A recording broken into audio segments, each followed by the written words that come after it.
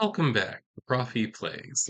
I'm Prof E, and we're going to pick up here with episode number 2 of the Vault of Xanmar. That is my solo play of Dungeon Crawl Classics, using the game Unfolding Machine from Jansen Vars. I'm using version 1. There's a version 2 out now, which I think is like $5 or something like that on Drive-Thru RPG. All right, so last time, so just kind of a reminder of where we are. The Vault of Xanmar has some kind of artifact in it. We don't know much about the nature of it, except that there is some kind of cult that's planning to use this to summon a demon into our sphere of existence or whatever. And we have a set of villagers, originally 13, now down to 12, that have been recruited right by a cleric to be sent in to try to recover this thing before right, the cult can get it.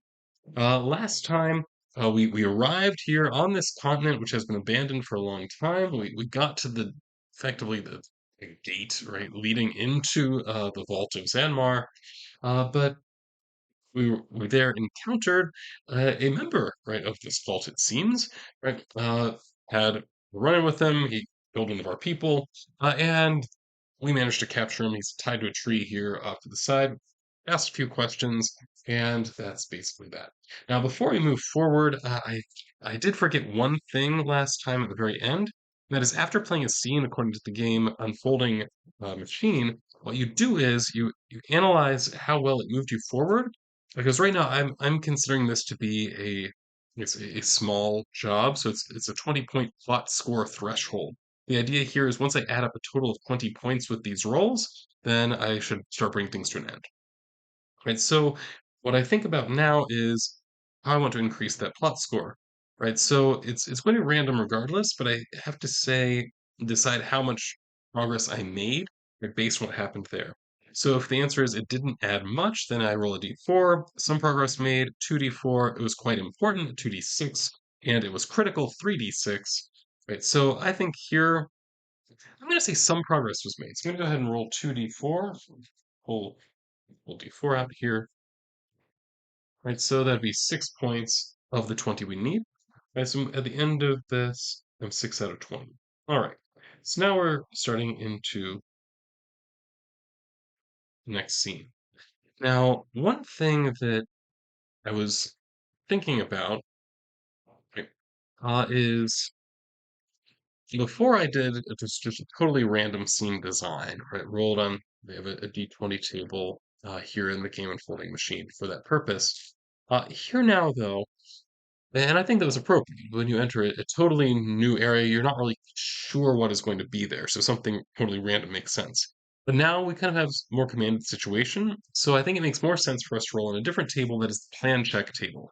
So the plan check table, what it does, you figure out how risky your situation is, what your plan is right, for your PCs, and then you roll on this table to determine what happens. So does the plan actually go as expected, or does some kind of problem arise?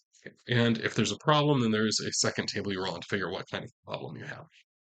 And so in this case, I'm going to say we're certainly going to be in, I'm going to say a tense situation because we know that this is going to be a fairly dangerous dungeon regardless, right? So our plan is this. That is that Sharfindel or Elvin Chandler at the head of the line by virtue of the alphabet is going to just open the door, walk into the first room, and examine it. That is our plan. So does this actually happen as desired? See, we rolled a 9. In a tense situation, 9 says that PC's plans are given under a circumstance, right? So that means that what we said is going to happen, but there is a circumstance on a circumstance table, circumstance number 18, which says that there's a warning message. Okay, well, I'm going to make sense to me. This warning message may come from Moloch, who we have tied up to the tree here. Uh, the cultist that we captured.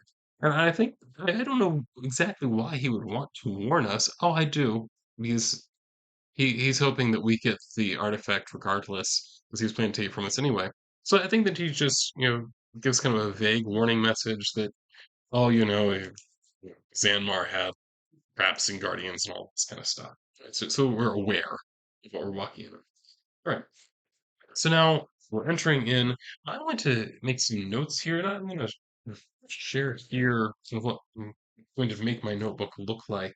I'm not going to do anything particularly fancy in terms of note taking, but I do want to have here a couple things. One is time. Okay, so I'm just going to mark down kind of along the margin here how much time has passed. So at this point, we're at the 10-minute mark. I'm going to say that it takes 10 minutes to go through a room typically. Um, All right. So that's regardlessly fine. And that then would have an impact if we have people who potentially die that we have to move forward. Um, the whole thing we did at the end last time, where we found out that Charpentier was not as dead as we thought, that's something you only have an hour to do that from the time of likely death. Right. So at this point, we're 10 minutes in, and we have spent that time questioning Moloch, tying him up, that kind of thing. And then in terms of my dungeon design, what I'm going to do is just write numbers and then have connecting lines. So number one is the first room we walk into, and I want to know what is in this room. So I'm going to go back to that scene design table. Like once I walk in, right now I don't know what's going to be here. It's a scene designer table. It's number 17. Number 17 says it's a difficult situation, some inconvenience that makes things worse, or intel was not accurate. Right, so what is an inconvenience that would make things worse? Well, I mean some kind of trap, right? Makes sense. All right. So, what kind of trap do you think it's going to be? Well, what I'm going to do, I'm going to roll a d3. So I'm going to take a d6 divided by 2, round up. That's this be 2. So this would be something that would have to be overcome by a fortitude save or strength, potentially. Right, so here's what I'm thinking is that we walk into this room. It's a fairly empty room, and across the way is the exit. But the exit is blocked by a large boulder or something like that. Right? So it's going to take an effort, right, for us to move this thing. And so let's see how we do. So what is our plan? I'm just looking at what do we have with us that might potentially be useful in this. We do have a couple of 10-foot poles, which we could possibly use as levers, so that might be helpful. Yeah. So we have a couple poles. We do have some rope as well, because while one of our ropes is being used to hold Moloch to a tree, we do have at least another person or two I see that have rope as well. So I'm thinking that that's what we're going to do. Right. So we develop some system of you know levers, wedges, and the like, right, to try to move this thing out of the way. Uh, tie rope around as best we can. Right, and then I'm just going to do strength checks, right, for everybody, and we'll see if I feel like we have enough success. I think that strength check of, let's say 10, right, makes sense. If we can get, so let's say that 5 people have to pass it. Right, so Sharfendel is not one of those 5. Curve, Curve is also not one of those 5.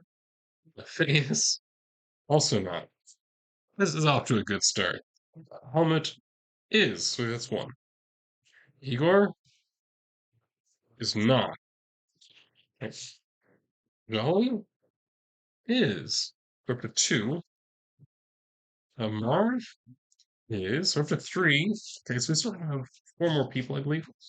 Uther the urchin. Oh, very much so is. And then we just need 1 more of these. So Vilbo, despite the fact that Vilbo is not very strong, he really put forth lots of effort here today. And that was enough.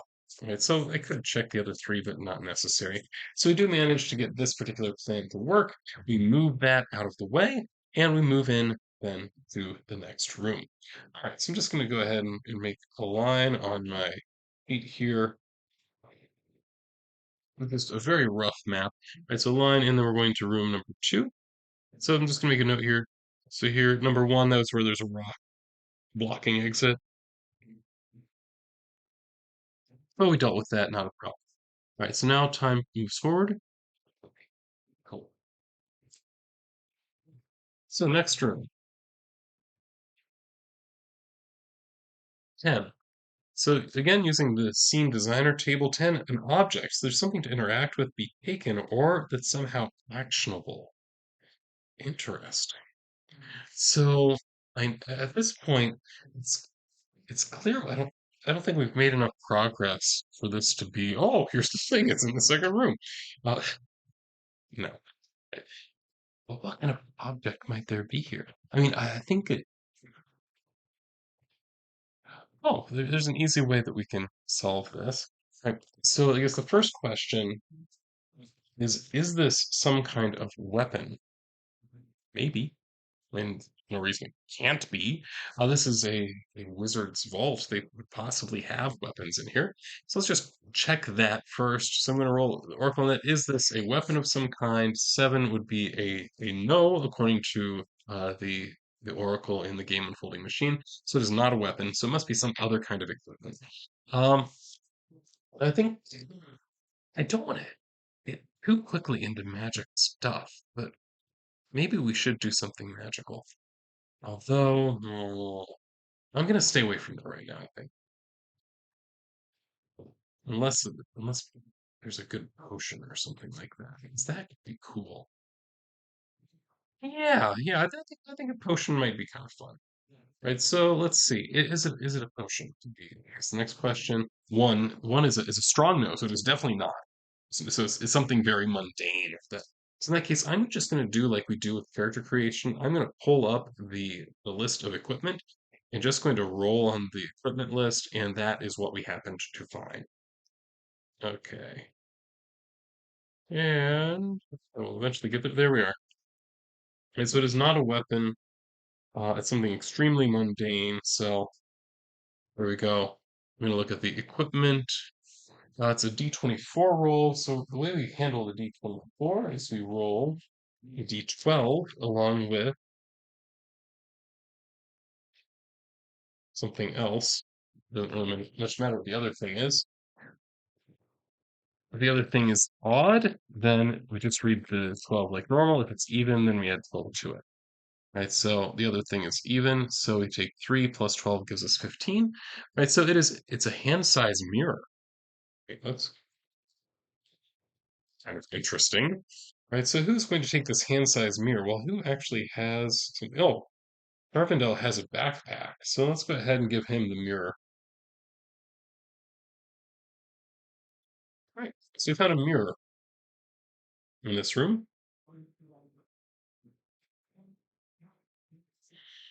Right. Now let's go into the next room. Now we push time forward to 30. Room number 3. Let's see what we find here. So 10 is what we rolled, and there it is. I've seen the center table for a minute. 10. Oh, it's another object. Interesting. Okay, well, we've been warned that there are traps here, so it would not be logical that it's just we walk into a room. Oh, here's a mirror. Walk into a room. Oh, here's some I don't know torches for us or anything like that. It makes much more sense that there will be some trapped objects here. Speaking of torches, I decided that Charvendel probably lit one of theirs since they're at the lead. All right. So let's go ahead and see, like, is this object, whatever it is, I'm imagining like a plunk or something like that. Like, is this crap? 14. 14, the answer is yes. So, and it makes sense to me, Sarvadel's probably the one that would go to open it. Um, he's the leader at this point. So he goes to open it. So I'm going to go ahead and give him a reflex save. Otherwise, he's going to take some damage, and actually, it really doesn't matter how much damage it is. He only has 1 hit point. Probably not okay. All right, and that yeah, it's not gonna pass any reasonable. Oh, just realized that. So it's a 6, and he has a -1 on a reflex save. So yeah, whatever this trap is, um, let's just say like fire or something like that. Catches on fire. He's definitely not doing all right here. Right, so knocks him out. Let's turn over his body. See, because he managed to defy death before, so it's possible. Right, he might be okay. He is. It's actually okay. All right, but he will take another penalty Okay, this time his strength is going to decrease by 1. Again, not a huge deal, as he didn't have any strength modifier, but he was at the very top of the range for which there's a modifier of 0. So losing a point of strength isn't really going to change much, except if it happens 11 more times instead of 12 more times, then he was irrecoverably dead. So, so this was a trap chest. I feel like there's probably not actually anything in here. It was just a trap. So, trapped chest. We managed to revive Sharfendel, though, and that allows us then to move on to room number 4. Room number 4, what do we have there? Scene designer table says, yet another object. I'm going to re-roll that. I've gotten way too many objects in a row. 11. Oh, 11. 11, it happens, is also an object. Something here that reveals a lead information, intel, clue, or lore. Hmm. So I'm wondering what kind of information we're going to get. So I'm going to roll here. There's just kind of a general word oracle. So, so it's 100 actions, descriptors, and subjects. So I'm just going to roll once in each of these columns and see what we got. Right, so the information, what does it have to do with? So 65. So it's obtain 82, scattered 79, rebels. Obtain scattered rebels. Just make a note of this.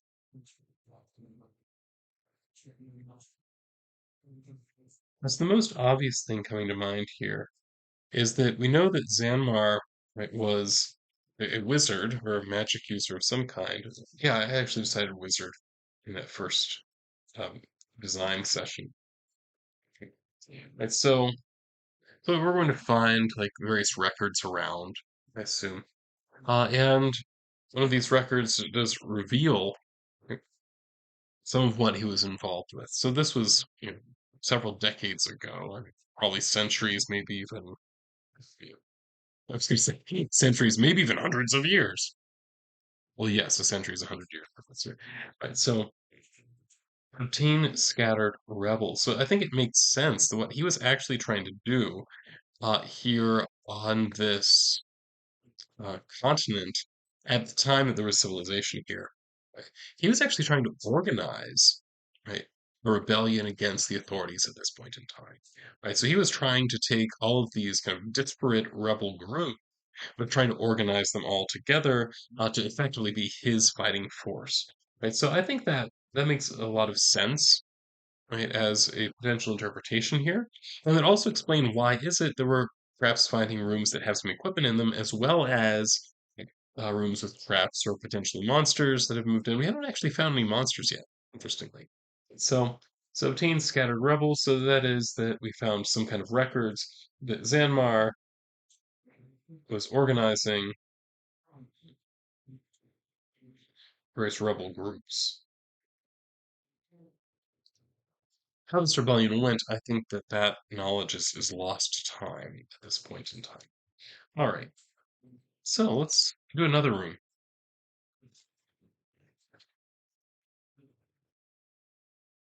5. Okay. So 5 here.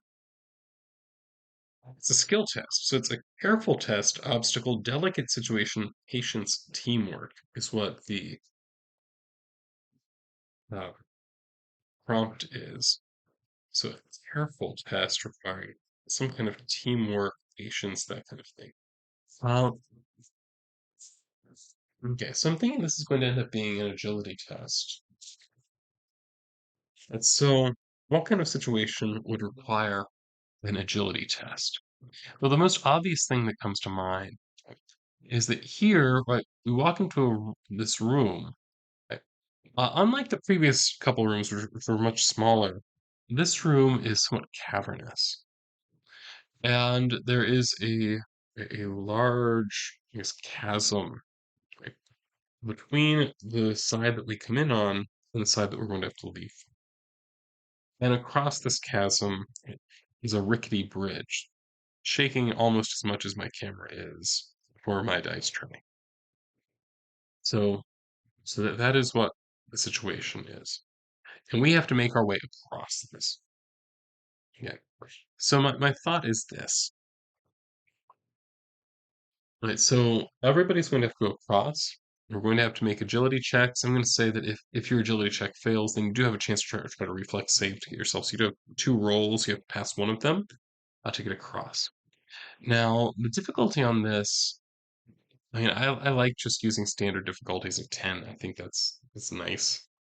But I think that they could potentially have a plan. They could make this easier on themselves, and that is by using somebody's rope in some way. And so here's what I'm thinking is going to have to happen. Okay, so one of the rope owners is going to go across first. So looks like Igor. It's Igor, our indentured servant. Right? He has, among other things, a large sack, and in that large sack, one of the things that he has is a piece of is some rope. Right? So I think that what he is going to do is going to it's a 50-foot rope. I guess that's a good question. So is this chasm right more than 50 feet across? 11, it's a weak yes, so it's slightly more than 50 feet across. Okay, does somebody else have rope? Because if so, we can tie. Okay, yes. So both Marv and Igor have rope. So say, okay, well, we can tie our ropes together. When we tie ropes together, that's going to be enough to get us across this chasm because it's more than 50 feet, but not much more than 50 feet. So a weak yes on the more than 50 feet question. So this is what we're going to do. We're going to go across the uh, this bridge. We're going to tie rope around people. So I think that's the plan. So the first half of people that are going to go across, that we're going to have the last half of people holding on to this thing as the first half is walking across. We're just going to go one at a time. And I think what that's going to do is they're going to take the difficulty down, right, from what it would have been, which would have been a 10, down to a 5. So odds are reasonably good that people are going to get across safely right here. And again, you get two chances to that 5. So Sharfendel goes first, easily does it. Ferb goes second. It's a -2, but still easily does it. Next, Phineas gets a +2. Certainly does it. Helmut. Helmut's in trouble. So Helmut, as he goes across, he kind of slips. Right, people try to hold him up, and then he fails. He horribly fails this reflex roll. So now we have a choice. That is, he can in fact fall to his death, or I can spend some luck points to save him. I'm going to spend some luck points to save him. Right, so he had 11 points of luck. So what you can do, you can spend luck points on a one-for-one basis to increase a die roll. So this, instead of being a 1, right, through luck, we're going to spend 4 on it. Well, can you spend luck on a natural 1? That's something I'm not sure about. Let me double check the luck rules real quick. All right, so luck.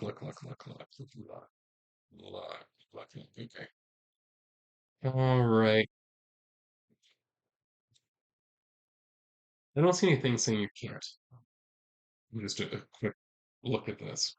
All right, so seeing nothing says I can't, I am going to spend 4 luck points to save him, so his luck goes from 11 down to 7. Naturally means that if he ends up in combat dying, it's much more likely he's going to actually be dead. Igor, 14, easily gets across. Golly, oh, masterfully so. Marv, didn't know. Marv gets a 4 on that roll, so I'm going to go ahead and let him use the reflex save, and that was enough. So as he goes across, he kind of slips a little bit, but manages to catch himself. And we're Uther manages to get across. Vilba manages to get across. Ford across, not a problem.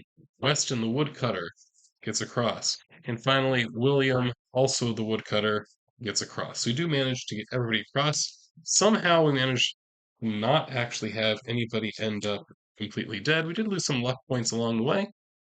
It happens. But I think we're going to call it there. That seems like a good place to end. Before I end, though, I do want to talk. I do want to figure out how much progress I made. And so I made it through 5 rooms, and that's a lot. And I feel like we made some significant progress. Is my point here, right? So I'm gonna go ahead and roll then on my thread advancement table. So didn't add much. That's certainly not true. Was it critical? Did we do anything that really critically move things forward? I'm going to say no on that. However, it was quite important. I do think that is probably true. And so getting through all of those rooms was quite important. So I'm going to roll 2d6. That gives us 8 of the 20 points that we need to move us to an end. And so we've got that. Oh, it looks like my camera froze. Well, just trust me, it did in fact say 8. Oh well. Oh, it looks like we're losing contact with my one camera. You know, that's okay. We're wrapping up anyway. Right, so those 8 points added to the other 6 now gives us, oh, back. So we are at 14 out of 20. Right, so we're not done yet. We are getting closer. So that is it from me for this episode. Thank you for watching, and this is Prof E signing off.